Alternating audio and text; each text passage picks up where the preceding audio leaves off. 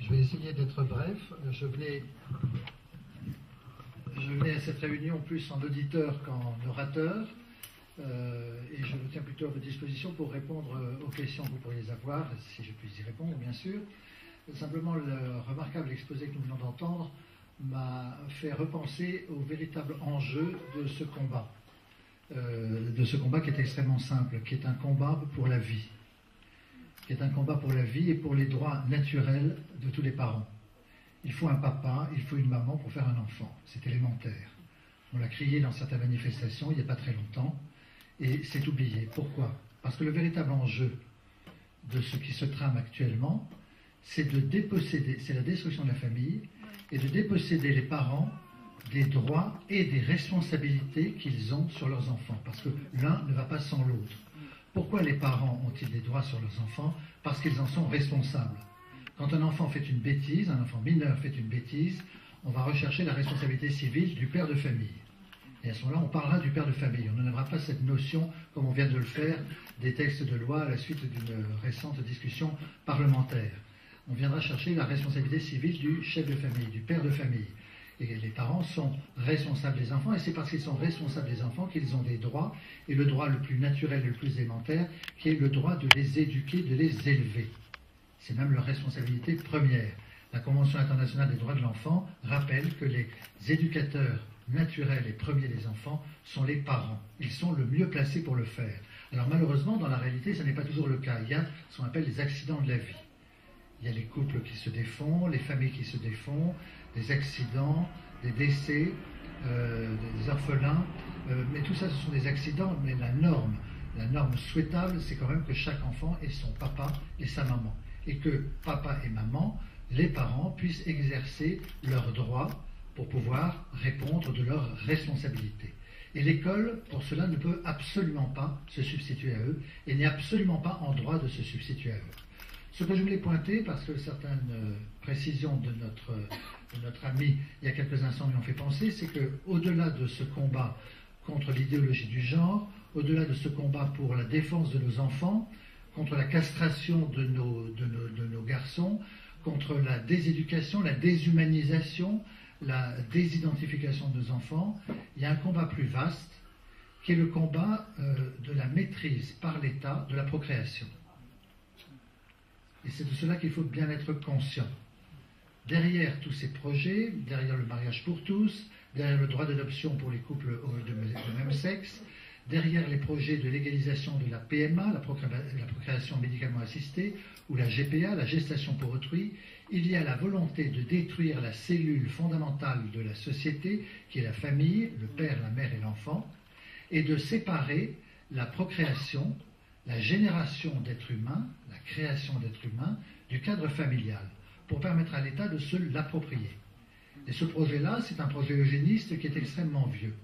Il remonte au XIXe siècle. Il a connu des avatars successifs dans l'histoire, parce que ce n'est pas la première fois qu'ils essayent. Ils ont déjà essayé avec des moyens plus ou moins barbares, plus ou moins grossiers, plus ou moins brutaux. Mais à l'origine, il faut savoir que tout cela provient des travaux d'un certain Darwin et de son neveu, Galton, premier fondateur de la chaire d'eugénisme à l'université d'Édimbourg. Et ce n'est pas un hasard, parce que le neveu s'est inspiré des travaux de son oncle, qui voulait que la sélection naturelle ne fasse plus son travail, ne s'exerce plus en éliminant les êtres handicapés, les êtres inférieurs, les êtres malades, à cause des progrès faits par la médecine. Et Galton en a tiré qu'il fallait substituer à la sélection naturelle qui ne faisait plus son travail une sélection artificielle. Cette sélection artificielle, c'est quoi? C'est l'eugénisme. C'est l'eugénisme, c'est-à-dire le contrôle de la procréation d'un point de vue non seulement quantitatif, avec les problèmes, les fantasmes et les épouvantails de la surpopulation qui sont agités périodiquement, en général par les pays riches d'ailleurs, et pas par les pays pauvres, qui n'ont comme richesse première que justement les êtres humains qui les composent, mais le contrôle de la procréation d'un point de vue qualitatif, avec la sélection des enfants. Et c'est comme ça qu'on a vu se développer entre les deux guerres, en Europe et aussi aux États-Unis, dans les pays scandinaves, en Hollande, en Grande-Bretagne, dans certains États américains, pas tous, toute une série de législations qui prévoyaient la stérilisation des handicapés, l'interdiction du mariage pour les handicapés, pour les aliénés mentaux.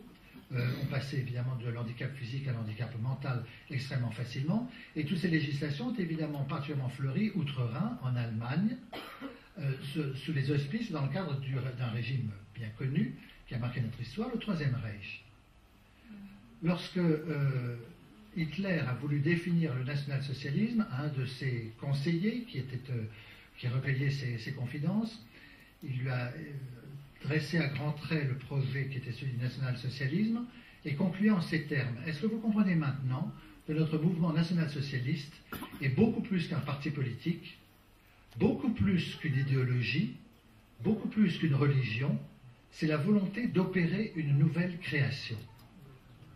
Et là, on est vraiment en présence d'un projet qu'on pourrait presque qualifier de diabolique ou de luciférien ou de prométhéen, de volonté de création d'un surhomme qui serait censé prolonger l'homme actuel, dans le sens où l'aurait emmené la sélection naturelle si elle avait continué à jouer. Et comme elle n'a pas continué à jouer, c'est à coup de législation que l'on va prendre le contrôle de la procréation, que l'on va donc arracher à la cellule familiale. Parce qu'on ne veut pas laisser les parents décider du droit de leurs enfants de vivre, de ne pas vivre, du droit de se marier, de ce genre de choses. Alors l'État commence toujours par une phase permissive, une phase libérale, qui vise à détruire les cadres, et ensuite on prend le contrôle. C'est bien cela qu'il faut voir. On a eu en France la légalisation de l'avortement, par exemple, mais il faut bien savoir que dans les motifs de cette légalisation, ceux qui ont le plus emporté la conviction des députés de la majorité de l'époque, qui était une majorité de droite, ce sont les motifs eugénistes. Et qu'une revue qui s'appelait la revue Nouvelle École avait été diffusée auprès de tous les députés de la majorité. C'était un numéro spécial sur l'eugénisme, qui avait un éditorial assez extraordinaire, expliquant que la société était comme un bocal, qu'il y avait en dessous et au-dessus la lie biologique et les cubes biologiques. Et qu'il ne fallait donc pas faire la révolution en retournant le bocal, parce que sinon la lie remontait à la surface et les cubes allaient au fond. Il fallait écrémer la société aux deux extrémités. Et cet écrémage, ce sont les législations eugénistes. Ça commence par la législation eugéniste, c'est-à-dire le contrôle physique de la procréation, de la création, de l'apparition d'êtres humains et d'enfants. Et c'est ce projet-là, cette espèce de projet, qui a été porté aussi outre-Atlantique et outre-Manche par un certain nombre de fondations, la fondation Rockefeller notamment, et toutes ces fondations anglo-américaines qui ont financé des mouvements comme le Mouvement international pour le planning familial, la Fédération internationale pour le planning familial, qui est intervenue dans un certain nombre de pays du tiers-monde, non seulement entre les deux guerres, mais même depuis la Seconde Guerre mondiale, en faveur de l'interdiction du mariage ou de la stérilisation des handicapés. Alors, on ne l'impose pas, parce que l'état des mœurs et des opinions publiques ne le permet pas, mais on y incite. On y incite économiquement avec des campagnes pour la vasectomie, pour la contraception, l'utilisation du préservatif, etc. Et vous avez cette espèce d'immixtion, comme ça, de l'État dans la sphère la plus intime, la plus privée qui soit, qui est l'intimité entre un homme et une femme qui s'aiment et dont l'amour peut donner naissance à des enfants. Et c'est ce projet-là qui est extrêmement dangereux, qu'il faut bien comprendre. La théorie du genre n'est qu'un outil pour détruire la civilisation qui ne lui permet pas d'éclore et mettre en place une nouvelle morale. Giscard d'Estaing avait fait à la Sorbonne, puisqu'il avait dans ses conseillers des gens qui étaient proches de cette idéologie-là, notamment le Club de l'Horloge, les gens du Club de l'Horloge, de la Nouvelle Droite, avait fait un discours à la Sorbonne intitulé « La nouvelle morale de l'espèce ». Vous voyez, ce sont les impératifs de l'espèce qui sont invoqués pour faire passer ce genre de législation et mettre en place ce contrôle de la procréation. Voilà, je voulais donc insister sur cet arrière-plan historique pour resituer les choses, pour les recadrer. Et ce combat-là, c'est le combat qui est le nôtre, c'est un combat de tous les citoyens, de tous les pères, de toutes les mères, de tous les hommes et de toutes les femmes, pour garder le contrôle de ce qui est le plus intime et ne pas le laisser nous échapper. On voit déjà, pendant la discussion parlementaire sur la loi Taubira, la loi n'était même pas encore votée, que des grands laboratoires américains venaient à Paris, dans des grands hôtels. Au LUTCA, ça a été annulé parce que ça avait soulevé un scandale, mais il y a eu d'autres réunions dans d'autres grands hôtels parisiens, avec des publics triés sur le volet, c'était que le gratin, je dirais, des gens particulièrement fortunés, à qui ces laboratoires expliquaient que bientôt ils pourraient commander des enfants naissant par PMA ou par GPA, avec des espèces de cartes, des caractères physiques des mères susceptibles de porter leur projet d'enfant. Et s'adresser évidemment à des couples de même sexe qui par définition ne peuvent pas avoir d'enfants.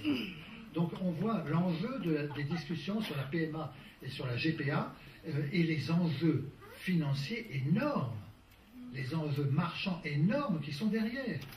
Et c'est pour ça que ces grands laboratoires américains sont tout de suite venus et régulièrement ils font de la publicité sans aucune vergogne, sans aucun scrupule, en se moquant complètement des réactions. Il y a eu des actions en justice qui ont été faites par des chrétiens, des juristes chrétiens, pour incitation au recours à des mères porteuses, hein, où les mères deviennent des espèces de porteuses d'enfants que l'on met en batterie comme de la volaille. On l'a vu là, avec ce documentaire qui est passé à la télévision sur cette clinique indienne qui héberge des femmes qui portent des enfants qui seront ensuite vendus, avec tous les abus possibles et inimaginables qui peuvent en découler, parce que quand on arrive à ce degré de barbarie, vous avez prononcé le mot et vous avez raison, c'est de cela qu'il s'agit. Ce n'est pas une civilisation qu'ils mettent en place. C'est une barbarie abominable avec un État totalitaire. Parce que lorsqu'une société n'a plus de repères, n'a plus de valeur morale, lorsqu'une société n'a plus de repères, n'a plus de valeur morale, et bien à ce moment-là, il faut faire appel au CRS. Il faut faire appel à la police. Parce qu'il faut cantonner les choses, les contrôler. Et c'est la force qui se substitue aux valeurs morales qui sont censées guider les gens et que les parents sont censés transmettre aux enfants. Ce dont on les dépossède pour transmettre à ces enfants des contre-valeurs, avec notamment tous ces jeux imbéciles et de déni de réalité, ABCD de l'égalité, et avec toute cette espèce d'enfumage où ils vous disent que ça n'existe pas, que c'est une rumeur, alors qu'en fait, non, tout ça, ce sont des choses bien précises qui avancent. Voilà, donc je voulais resituer cela pour que les parents que vous êtes soient bien conscients de leur responsabilité, du rôle qui est le leur, non seulement à l'égard de leurs enfants, mais à l'égard de tous les enfants des générations qui vont venir, parce que c'est cela qui est en jeu. Oui. Voilà.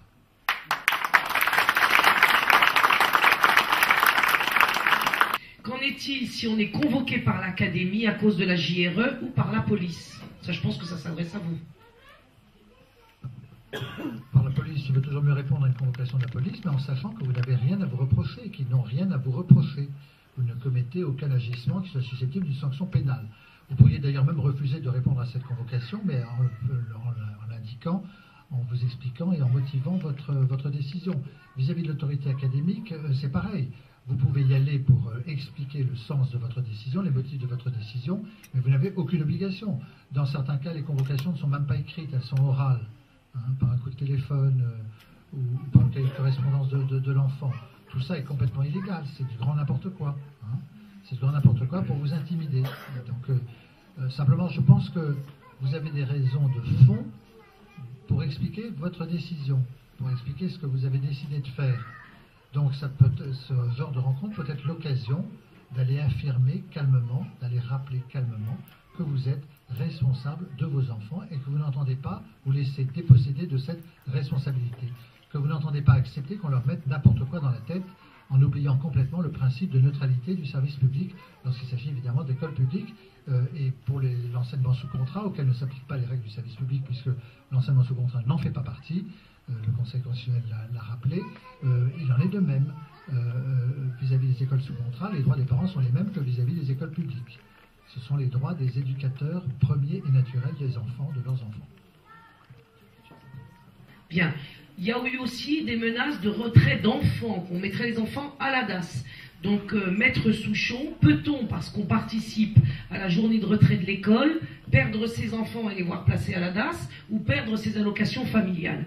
Étant entendu, je répète, que cette journée de retrait de l'école est une journée de retrait mensuel, uniquement et pas davantage, et que l'instruction en famille constitutionnellement, et je le sais par expérience étant moi-même une maman qui garde depuis toujours ses enfants à la maison pour les instruire moi-même, que constitutionnellement l'instruction en famille est légale en France, ce qui n'est pas le cas de l'Allemagne par exemple, et qui est une interdiction qui nous vient en effet du Troisième Reich, et que aujourd'hui des sénateurs UMP, et pas seulement eux, nous menacent de rendre interdit aussi cette instruction en famille, ce qui est effectivement en phase avec tous les projets lucifériens dont il est question aujourd'hui, que nous en prenions conscience d'une part et à l'égard desquels nous devons nous mobiliser. Donc, pour pour revenir à ma question, peut-on supprimer la CAF à des parents qui ont fait la JRE? Peut-on leur retirer leur enfant? Non, dans les deux cas, ce serait un abus de pouvoir pur et simple, qu'il faudrait contester. La JRE est une action ciblée, motivée. Elle ne traduit pas une carence ou une défaillance des parents dans l'éducation de leurs enfants. On n'est pas dans le cas de figure d'un enfant qui ne va pas à l'école parce que les parents ne se préoccupent pas de lui envoyer. On n'est pas du tout dans ce cas de figure-là. Ou de parents qui diraient aux enfants qu'ils peuvent aller à l'école s'ils en ont envie, ne pas y aller s'ils n'en ont pas envie, que c'est pas important, que voilà. Il faut aussi se souvenir que l'obligation qui pèse sur les parents est une obligation d'instruction et pas de scolarisation. Alors c'est vrai qu'il y a eu des projets récemment, et ils ont fait appel d'ailleurs pour ça à des sénateurs UMP, parce qu'ils aiment bien que les projets qu'ils devraient voir aboutir viennent de l'autre bout de l'échiquier politique. Comme ça gêne davantage leurs adversaires. Ensuite, pour les contestants, ils disent comment ce sont des sénateurs de votre parti qui ont déposé cette proposition de loi. Il y a d'ailleurs une des sénatrices qui a retiré sa signature quand ça a soulevé des protestations de la part d'associations familiales qui ont protesté en rappelant les droits des parents, les droits des familles, et notamment de contrôler l'instruction de leurs enfants et de leur donner l'instruction qu'ils veulent, voire de la donner directement à domicile. Ce qui est obligatoire, c'est de donner aux enfants une instruction. Ce n'est pas nécessairement de les scolariser. Alors la proposition de loi qui a été déposée voulait restreindre le cas de l'instruction à la maison à des cas de raisons de santé impératives qui feraient que la fréquentation de l'école par l'enfant ne serait pas possible. Mais ça, c'est une proposition qui n'a pas été votée, je pense qu'elle ne sera pas avant longtemps, et ce n'est pas le système qui existe actuellement. Donc, pour en revenir à la JRE, le fait de retirer son enfant pour qui ne participe pas à certaines activités que nous contestons, c'est un retrait motivé, ça n'a rien à voir. Et il faut à ce moment-là faire porter le débat sur les motifs et sur les abus de pouvoir, les excès de pouvoir, avec les films qu'ils font voir aux enfants, les jeux qu'ils leur font faire, les livres qu'ils leur font lire, qui sont tout à fait contraires au principe de neutralité et qui sont, là pour le mot, je pense que le mot ne sera pas trop fort et que vous ne me le démentirez pas, pervers. Puisque correspondant souvent à des dénis de réalité, genre Tom a deux papas, c'est épatant, Juliette a deux mamans, c'est formidable, etc. J'ajoute d'ailleurs que quand nous contestons tout cela, nous ne faisons preuve d'aucune homophobie, puisque ça c'est une infraction pénale. Il y avait dans les manifestations pour la famille, pour les enfants, les manifs pour tous, il y avait des associations d'homosexuels qui étaient tout à fait présents et actifs pour dire que tous les enfants ont le droit d'avoir un papa et une maman. Et pour s'opposer, même si eux-mêmes, à titre personnel, quelquefois regrettaient de ne pas avoir d'enfants, de ne pas pouvoir élever des enfants, ils se rendaient compte que leur situation ne le permettait pas, ils l'acceptaient, et ils étaient là à manifester avec les parents contre cette loi, voulant délibérément, parce que c'est ça qui est grave, dans les accidents de la vie ça peut arriver, mais là, voulant délibérément priver un enfant d'un papa ou d'une maman, en faisant en sorte que cet enfant soit élevé par deux femmes ou deux hommes, ce qui ne correspond pas évidemment à l'intérêt supérieur de l'enfant, dont le Conseil constitutionnel a rappelé, même s'il n'a pas censuré la loi Taubira pour ça, qu'il devait prévaloir sur toute autre considération, l'intérêt supérieur de l'enfant. Et c'est ça aussi qu'il ne faut pas hésiter à invoquer face aux excès de pouvoir. Alors en tout cas, pour en venir aux allocations familiales, il n'y a aucun texte qui justifie la suppression des allocations familiales parce que votre enfant ne sera pas allé une journée à l'école dans le cadre des manifestations de la JRE. Et il n'y a aucune raison, évidemment, de vous faire déposséder de votre autorité parentale pour ce motif-là. Merci. En même temps que j'ai une question par écrit qui me paraît extrêmement intéressante et qui dit le problème est, face à nous, c'est le déni total. Donc le problème qui est face à nous, c'est le déni total. On n'est pas pris au sérieux, nous parents, on n'est pas pris au sérieux. Pensez-vous que la JRE aura un impact réellement? Alors, avant de donner la parole au docteur Carrière, je veux vous dire que les véritables interlocuteurs dans la période dans laquelle nous nous trouvons, c'est vous les parents face aux parents. Vous allez rechercher des débats, des polémiques et des discussions avec les représentants de l'institution qui, aujourd'hui, sont dans l'incapacité de faire autre chose que de vous mentir. Nous avons entendu des chefs d'établissement ou des enseignants dire aux parents qu'ils étaient eux-mêmes des parents, que des textes aujourd'hui n'étaient pas définitive sur cette question de l'introduction du genre à l'école et que nous pouvions compter sur eux lorsque les textes seront mis en place, ils seront les premiers à ne pas les appliquer. Et à partir de là, vous avez eu des parents rassurés, rentrer chez eux et allumer la télé. Alors, comment peut-on à ce point être naïf? Eh bien, c'est la fameuse question du déni, je pense. C'est-à-dire que l'expérience déjà récente des maires, M-A-I-R-E, les élus, les députés et les maires, combien sont-ils à avoir été contre la loi Taubira, c'est-à-dire contre le mariage des homosexuels en France, et qui, tout en ayant été contre en leur temps, aujourd'hui, refusent de ne pas obéir à la loi, et donc de marier des homosexuels. Nous allons nous retrouver exactement dans la même situation à l'éducation nationale. C'est que lorsqu'on ne vous manipule pas, en vous disant que quand la loi passera, on ne la mettra pas en œuvre, quand on ne vous manipule pas en vous le disant et qu'on y croit, on baissera le pantalon comme le reste. Le jour où les textes seront officiels et où les programmes seront généralisés à l'ensemble des établissements scolaires ou publics des établissements publics ou privés sous contrat, les enseignants vont faire le boulot. Et qu'est-ce que vous allez faire à ce moment-là, vous? Qu'est-ce que vous allez faire? Il y a des musulmans qui me disent, bon, on va voir ce que ça va donner. Il y a des imams qui, sous la pression eux-mêmes, ne veulent pas tous les imams, mais de nombreux imams quand même, des évêques également, qui, sous la pression aujourd'hui, n'encouragent pas les familles à faire la JRE, n'encouragent pas les parents à s'informer, ne transmettent pas eux-mêmes les informations qui permettraient en effet de donner le courage au peuple de se lever pour défendre les enfants, comme je le dis toujours. Mais nous allons en arriver bientôt à une situation qui sera, entre guillemets, comique. C'est lorsque nous en serons arrivés à la légalisation de l'inceste, que vont dire nos imams? Que vont dire les évêques? Ils vont nous dire, ah ben non, on a nos subventions pour construire notre mosquée, on doit fermer la bouche en attendant d'avoir mis les murs sur des fondations. À quoi vont servir des mosquées qui vont être de véritables tombeaux pour le peuple? À quoi ça va servir? Donc aujourd'hui, on nous dit, restez tranquilles, taisez-vous, rasez les murs, il y a les subventions, on va voir notre mosquée, qu'est-ce qu'on va faire dans notre mosquée? On va s'y enterrer avec nos enfants LGBT à l'intérieur? Donc, il faut revenir à des considérations qui nous sortent, comme le dit très bien le docteur Carrière, à qui je vais donner la parole immédiatement, vous devez sortir du déni. Vous devez dire la bouteille, elle est sur la table là. Vous ne pouvez pas dire en la regardant qu'elle n'existe pas. Cette bouteille est bien en face de moi. Vous êtes pères et mères dans la responsabilité sacrée et profane, dans les deux dimensions de l'existence, sacrée et profane. C'est vous et vous seul qui devez prendre en charge l'éducation de vos enfants. Et lorsque l'instruction a dérapé au point, en effet, que l'institution, que l'éducation nationale en arrive à entrer au plus intime de notre vie de famille, au plus intime de l'identité d'un enfant, que lui reste-t-il donc, si ce n'est le père et la mère, pour venir à son secours? Donc, pas de représailles, tant mieux. Moi, je peux vous dire qu'il y en a eu beaucoup. Et donc, c'est par rapport à ces représailles-là, aujourd'hui, que nous sommes là. Vous devez les exprimer. Il n'y a pas de honte à avoir eu peur.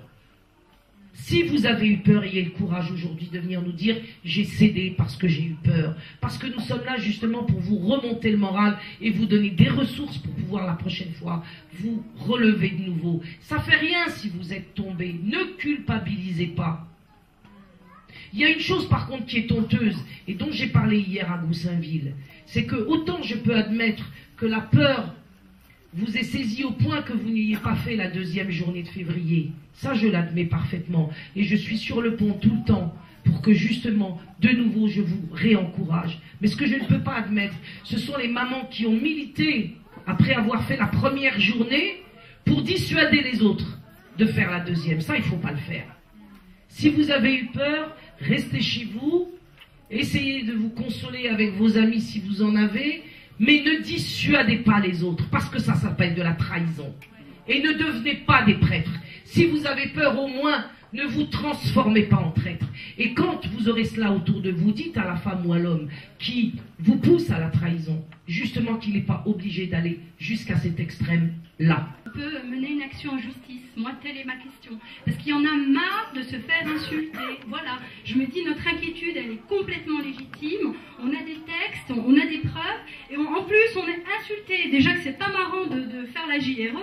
Parce que voilà, moi, les profs de mes enfants sont juste formidables. La maîtresse de mon fils, quand je vais expliquer, hein, je vais dire d'aller lire les textes, etc. Elle l'a fait. Et elle est complètement, elle est à fond avec moi. Elle m'a dit, vous avez raison.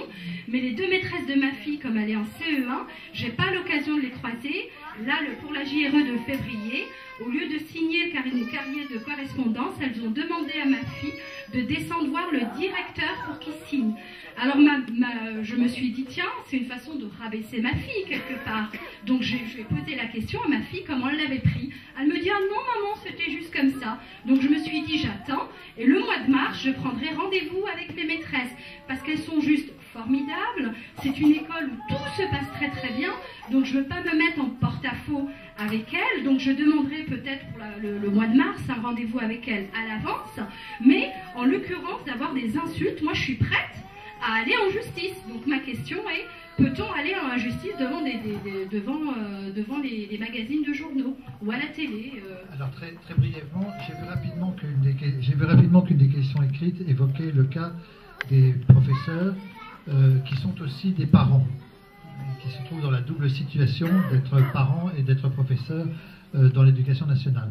La première chose à faire, je pense, sauf si vous ne pensez pas être en mesure de le faire, en capacité de le faire, c'est d'expliquer pourquoi vous faites la JRE, d'informer les maîtresses, les professeurs, et vous vous apercevrez alors, il ne faut pas, je pense, les considérer a priori comme des ennemis, vous voyez, ou des adversaires, parce qu'eux aussi sont quelquefois parents et peuvent se trouver dans la même situation que vous.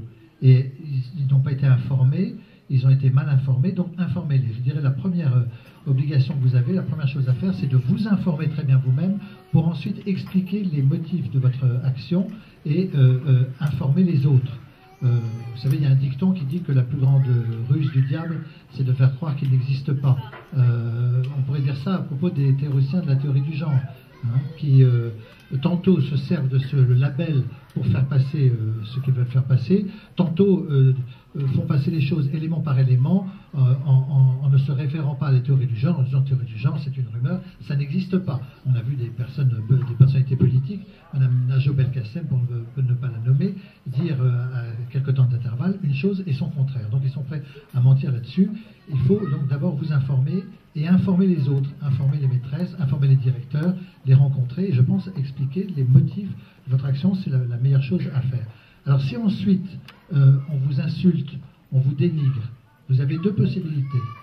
Comme le dit notre ami il y a un instant, il faut avoir le cuir un petit peu dur, il ne faut pas s'arrêter pour ça, l'enjeu en vaut la peine.